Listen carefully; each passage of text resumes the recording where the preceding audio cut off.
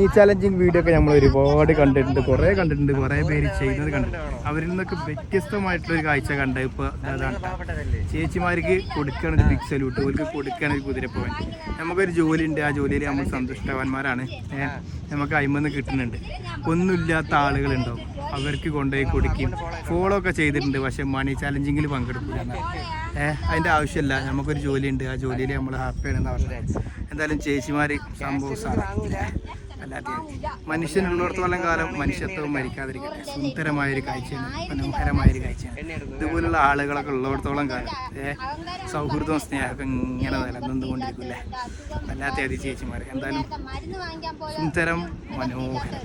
1000 വന്നാലും ശരി വേണ്ട, ഈ ചലഞ്ച് വേണ്ട. എന്തെന്റെ അഹങ്കാരം കൊണ്ട് പറയണല്ല, തീരെ നിവർത്തിയില്ലാത്തവരുണ്ട്, അസുഖം ബാധിച്ച് ഒരു നേരത്തെ മരുന്ന് വാങ്ങിക്കാൻ പോലെ ഒരു നിവർത്തിയില്ലാത്തവരുണ്ട്, ഇഷ്ടം പോലെ ഉണ്ട് നമ്മളെ നാട്ടിൽ. പലരും നമ്മൾ കാണില്ലെന്നേ ഉള്ളൂ. മനസ്സിലായി. അങ്ങനെയുള്ളവരെ കണ്ടുപിടിച്ച് കൊടുത്താൽ അതാണ് ഏറ്റവും വലിയ പുണ്യം. ഞാൻ ചെയ്തിട്ടുണ്ട് കേട്ടാ.